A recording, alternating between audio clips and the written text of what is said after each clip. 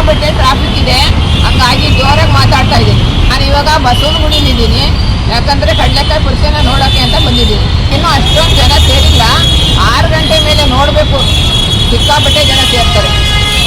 ನಾನು ಅದಕ್ಕೋಸ್ಕರ ಇಲ್ಲಿ ಇವಾಗ ಫ್ರೀ ಇರೋ ಜಾಗದಲ್ಲಿ ಬಂದು ವಿಡಿಯೋನ ಮಾಡ್ತಾ ಇದ್ದೀನಿ.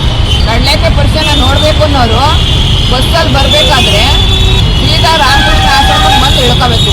ದೊಡ್ಡ ಗಣಪತಿ ದೇವಸ್ಥಾನ ಎಲ್ಲಿ ಅಂದರೆ ಯಾರನ್ನು ಕೇಳಿದ್ರೆ ಅಲ್ಲಿ ಹೇಳ್ತಾರೆ, ಅಲ್ಲೇ ಕಡಲೆಕಾಯಿ ಪರಿಷೆ ನಡೆಯೋದು. ಪ್ರತಿ ವರ್ಷ ಕಡೆ ಕಾರ್ತಿಕ್ ಸೋಮವಾರ ದಿನನೇ ಕಡಲೆಕಾಯಿ ಪರಿಷೆ ಸ್ಟಾರ್ಟ್ ಆಗುತ್ತೆ. ಅದು 3 ದಿನ ನಡೆಯುತ್ತೆ. ಆ 3 ದಿನದಲ್ಲಿ ನೀವು ಯಾವಾಗ ಬೇಕಾದರೂ ಟೈಮ್ ಮಾಡ್ಕೊಂಡ್ಬಂದು ಸಂಜೆ ಮೇಲೆ ಕಡಲೆಕಾಯಿ ಪರಿಷೆನ ನೋಡ್ಬೋದು. ಪ್ರತಿ ವರ್ಷವೂ ಕೂಡ ಇಲ್ಲಿ ಕಡೆ ಕಾರ್ತಿಕ್ ಸೋಮವಾರ ಸ್ಟಾರ್ಟ್ ಆದರೆ 3 ದಿನ ಜಾತ್ರೆ ನಡೆಯುತ್ತೆ. ನಿಜವಾಗ್ಲೂ ನೋಡೋಕ್ಕೆ ಕಣ್ಸಾದ್ರು ಅಷ್ಟು ಚೆನ್ನಾಗಿರುತ್ತೆ. ಇದಕ್ಕೆ 600 ವರ್ಷದ ಹಿಂದಿನ ಇತಿಹಾಸ ಇದೆ. ಇದೆಲ್ಲ ಮುಂಚೆ ಹಳ್ಳಿ ಥರ ಇತ್ತು. ಜಮೀನಲ್ಲಿ ರೈತರು ಕಡಲೆಕಾಯಿ ಎಲ್ಲ ಬೆಳೀತಾ ಇದ್ರು. ಬಸವಣ್ಣ ಇಲ್ಲಿ ಬಂದು ರೈತರು ಬೆಳೆದಿರೋಂಥ ಕಡಲೆಕಾಯಿನ ತಿನ್ಕೊಂಡು ಹೋಗ್ತಾ ಇತ್ತಂತೆ. ಇದೇನಿದು ಕಡಲೆಕಾಯಿ ಎಲ್ಲ ಬರ್ತಾ ದಿನೇ ದಿನೇ ಕಡಿಮೆ ಆಗ್ತಾ ಇದೆಯಲ್ಲ, ಯಾರಿರ್ಬೋದು ಇದು ಅಂತ ಒಂದಿನ ರೈತರು ಹುಡ್ಕೋಕ್ಕೆ ಶುರು ಮಾಡ್ತಾರೆ. ಕಾಯ್ತಾ ಇರ್ತಾರೆ ಯಾರದು ಬರಲಿ ಅಂತ.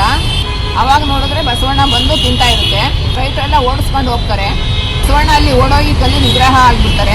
ಆಗ ರೈತರಿಗೆಲ್ಲ ಗೊತ್ತಾಗ್ಬಿಡುತ್ತೆ, ಇದು ಸಾಮಾನ್ಯವಾದ ಹಸು ಅಲ್ಲ, ಇದು ಈಶ್ವರನ ವಾಹನ ನಂದಿ ಅಂತ ನಂಬ್ತಾರೆ. ಅವತ್ತಿನ ಇವತ್ತಿನವರೆಗೂ ಅಲ್ಲಿ ಪೂಜೆ ವಿಶೇಷವಾಗಿ ನಡೀತಾ ಬಂದಿದೆ.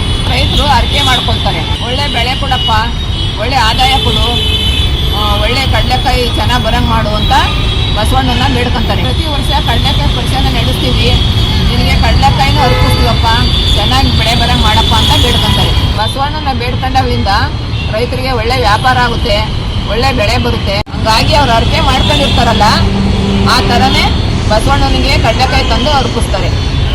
ಅದೇ ಕಡಲೆಕಾಯಿ ಪರಿಷೆ ಅಂತ ಇಷ್ಟು ವರ್ಷದಿಂದನೂ ನಡೀತಾ ಇದೆ. ಇಲ್ಲಿ ಬಂದು ಕಡಲೆಕಾಯಿನ ಪರ್ಚೇಸ್ ಮಾಡಿದ್ರೆ ಬಸವಣ್ಣನಿಗೂ ಸಹ ಖುಷಿ ಆಗುತ್ತಂತೆ. ಆಮೇಲೆ ಅದರಿಂದ ನಮಗೂ ಸಹ ಒಳ್ಳೇದಾಗುತ್ತೆ ಅಂತ ಜನ ನಂಬ್ತಾರೆ. ಆಮೇಲೆ ಕಡಲೆಕಾಯಿ ಅಭಿಷೇಕ ಮಾಡ್ತಾರೆ. ದೇವಸ್ಥಾನದಲ್ಲಿ ಕೆಳಗಡೆ ದೊಡ್ಡ ಗಣಪತಿ ಇದೆ, ಮೇಲ್ಗಡೆ ದೊಡ್ಡ ಬಸವಣ್ಣ ಇದೆ. ಕಡಲೆಕಾಯಿನ ದೊಡ್ಡ ಗಣಪತಿಗೆ ದೊಡ್ಡ ಬಸವಣ್ಣನಿಗೆ ಅಭಿಷೇಕ ಮಾಡ್ತಾರೆ. ಮತ್ತೆ ಕಡಲೆಕಾಯಿಯಿಂದ ಅಲಂಕಾರನೂ ಕೂಡ ಮಾಡ್ತಾರೆ. ಒಳಗಡೆ ಫೋಟೋ ಆಗಲಿ ವಿಡಿಯೋ ಆಗಲಿ ಅಲೋ ಮಾಡಲ್ಲ. ಕೆಲವೊಂದ್ಸಲಿ ಗಣೇಶನಿಗೆ ಬೆಣ್ಣೆ ಅಲಂಕಾರನೂ ಕೂಡ ಮಾಡಿರ್ತಾರೆ. ಇವಾಗ ತುಂಬಾನೇ ಚೆನ್ನಾಗಿರುತ್ತೆ. 3 ದಿವಸ ಟೈಮ್ ಇದ್ರೆ ಒಂದು ನೋಡ್ಕೊಂಡೋಗಿ, ತುಂಬಾನೇ ಚೆನ್ನಾಗಿರುತ್ತೆ. ಇಲ್ಲೆಲ್ಲ ಲೈಟ್ ಎಲ್ಲ ಆನ್ ಮಾಡಿದ್ದಾರೆ, ತುಂಬ ಚೆನ್ನಾಗಿ ಕಾಣಿಸ್ತಾ ಇದೆ. ಈಗಾಗಲೇ ಜಾತ್ರೆ ಶುರುವಾಗಿದೆ.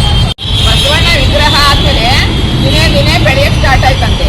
ತುಂಬಾ ದೊಡ್ಡದಾದ್ರೆ ಪೂಜೆ ಮಾಡೋಕ್ಕೂ ಆಗಲ್ಲ ಅಂತ ಬಸವಣ್ಣನ ತಲೆ ಮೇಲೆ ಮಳೆ ಬಂದಿದ್ದಾರೆ.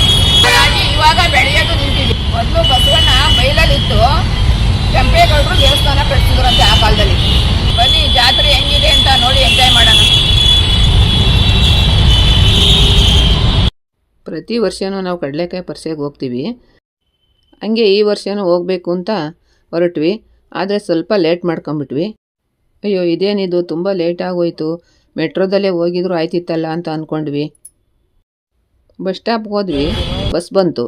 ಬೇಗನೆ ನಾವು 5-5:15 ಒಳಗೆಲ್ಲ ಕಡಲೆಕಾಯಿ ಪರಿಷೆಗೆ ಹೋದ್ವಿ. ಅಲ್ಲಿ ಹೋಗಿ ಬಸ್ ಇಳಿದಿದ ತಕ್ಷಣ ಮನೆ ಬೇಕಾದಂಥ ವಸ್ತುಗಳು, ಶೋಕೇಸ್ ಪೀಸ್ಗಳು ಪ್ರತಿಯೊಂದು ಅಲ್ಲಿ ಇಂಥದ್ದಿಲ್ಲ ಅನ್ನಂಗಿಲ್ಲ, ಎಲ್ಲ ಇಟ್ಟಿರ್ತಾರೆ. ನೋಡೋಕೆ ತುಂಬ ಚೆನ್ನಾಗಿರುತ್ತೆ.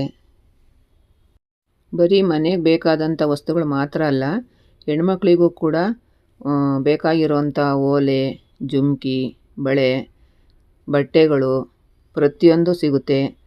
ಬೆಡ್ಶೀಟ್ಗಳು ಸಿಗುತ್ತೆ, ದಿಮ್ ಕವರ್ಗಳು ಸಿಗುತ್ತೆ, ಸ್ಕ್ರೀನ್ಗಳು ಸಿಗುತ್ತೆ, ಅಡುಗೆ ಮನೆ ವಸ್ತುಗಳು ಸಿಗುತ್ತೆ. ಅಲ್ಲಿ ಮಜ್ಜಿಗೆ ಕಡಿಯೋದು ಸಿಗುತ್ತೆ, ಮುದ್ದೆ ಕೂಡ್ಸೋ ಕೋಲು ಸಿಗುತ್ತೆ. ಆಮೇಲೆ ಚಾಕು, ಚಪಾತಿ ಮಣೆ, ಚಪಾತಿ ಒಸೆಯೋದು ಪ್ರತಿಯೊಂದು ಸಿಗುತ್ತೆ. ತಿನ್ನೋ ಐಟಮ್ ಅಂತೂ ಬೇಜಾನ್ ಸಿಗುತ್ತೆ. ಜಾಂಗೀರು, ಜಿಲೇಬಿ, ಬೋಂಡ, ಕ್ಯಾಪ್ಸಿಕಮ್ ಬೋಂಡ, ಪಾನಿಪುರಿ, ಬೇಲ್ಪುರಿ, ಚೇಪೆಕಾಯಿ, ಪೈನಾಪಲ್ಲು, ಕಬ್ಬಿನ ಹಾಲು ಎಲ್ಲ ಸಿಗುತ್ತೆ. ಬೆಲೆನೂ ಅಷ್ಟೇ, ಅಷ್ಟೊಂದೇನು ಜಾಸ್ತಿ ಇರಲ್ಲ, ನಾವು ಕೊಂಡ್ಕೊಬೋದಪ್ಪ ಅನ್ನೋವಷ್ಟೇ ಇರುತ್ತೆ. ಬರೀ ಕರ್ನಾಟಕದವರೇ ಅಲ್ಲ, ಬೇರೆ ಬೇರೆ ಕಡೆಯಿಂದನೂ ಬಂದು ಅಂಗಡಿಗಳನ್ನ ಹಾಕಿರ್ತಾರೆ. ಜನನೂ ಅಷ್ಟೇ ಬೇರೆ ಬೇರೆ ಕಡೆಯಿಂದ ಕಡಲೆಕಾಯಿ ಪರಿಷೆನ ನೋಡೋಕ್ಕೆ ಬಂದಿರ್ತಾರೆ. ಮಕ್ಕಳಿಗೆ ಆಟ ಆಡೋಕ್ಕೆ ಅಂತಲೇ ಒಂದು ಸಪ್ರೇಟ್ ಜಾಗ ಇದೆ, ದೇವಸ್ಥಾನ ಪಕ್ಕದಲ್ಲೇ ಇದೆ. ಈ ಸಲ ವಿಶೇಷ ಏನಂದರೆ ಬೆಲ್ಲದ ಪರಿಷೆ ಅಂತ ಮಾಡಿದರು. ಅಲ್ಲಿ ಬೇರೆ ಬೇರೆ ರೀತಿಯಾದಂಥ ಬೆಲ್ಲಗಳನ್ನೆಲ್ಲ ಇಟ್ಟಿದ್ರು. ಈ ಸಲ ಗಣಪತಿ ದೇವಸ್ಥಾನದ ಒಳಗಡೆ ಏನು ಹೋಗಲಿಲ್ಲ, ಯಾಕಂದರೆ ತುಂಬಾ ರಶ್ ಇತ್ತು. ಹೊರಗಡೆ ನಿಂತ್ಕೊಂಡು ಕೈ ಮುಕ್ಕೊಂಡು ಕಡಲೆಕಾಯಿ ಪರಿಷೆನ ನೋಡೋಕೆ ಹೊರಟ್ವಿ.